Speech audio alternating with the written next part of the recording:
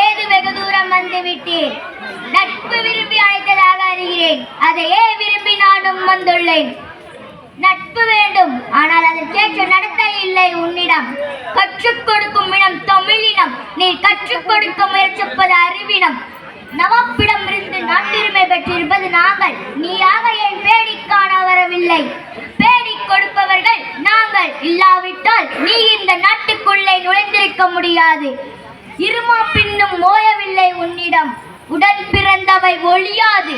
உன் மீது குற்றம் சுமத்துகிறேன், என்னவென்று எடுத்துரைத்தால் கணக்கில் அடங்காது. எண்ணிக்கை தெரியாத குற்றம், எனக்கா எண்ணிக்கை தெரியவில்லை?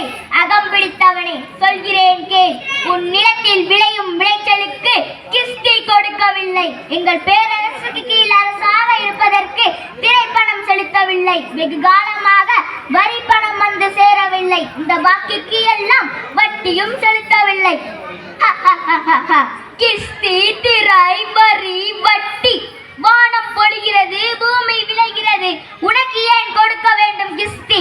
எங்களோடு வயலுக்கு வந்தாயா, ஏற்றம் விளைத்தாயா, நாட்டு நட்டாயா, களை பறித்தாயா, கழனிவாழ் உழவருக்கு கஞ்சி களையும் சுமந்தாயா, இங்கு கொஞ்சி விளையாடும் எம் குல பெண்களுக்கு மஞ்சள் நரைத்து பணிபுரிந்தாயா, அல்லது நீ மாமனா மச்சானா? மானங்கெட்டவனே, எதற்கு கேட்கிறாய் திரை? யாரை கேட்கிறாய் வரி? போரடித்தினர் குவிக்கும் மேலை நாட்டு மறவர் கூட்டம் பரங்கியரின் உடலையும் போரடித்து தலைகளாய் நெற்கதிர்களாய் குவித்துவிடும் ஜாக்கிரதை. அதிகார முத்திரையிட்டு உன்னை கையோடு அழைத்து வர ஆள் அனுப்பினேனே, அப்படியா? பலே, நீ அனுப்பிய ஆள் மிகவும் புத்திசாலி. என்னை கையோடு அழைத்து வரும் நோக்கத்தோடு யாரும் தலை காட்டியதில்லை இந்த பக்கம். என்னுடைய பெருமை தெரிந்தவன் அவன். ஆனால் இது போன்ற ஒரு கடிதத்தை எழுதவும் இதுவரை அவனுக்கும் துணிவு பிறந்ததில்லை. எழுதிவிட்டதாக என் முன்னே கூறிய உன்னை விட்டு வைப்பது என் குற்றம். துடிக்கிறது என் மீசை. அடக்கு அடக்கு என நட்பு நாடி வந்த உறவு முறை தடுக்கிறது.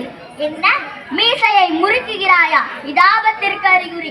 உன்னை சேர்ப்பிடிக்க உத்தரவிடுகிறேன். என்ன, வர சொல் பார்க்கலாம். மானம் மலிந்து விடவில்லையடா தமிழனுக்கு. என் மடி மீது கை வைத்த உன் தலை தரையிலே உருண்டு ஓடட்டும்.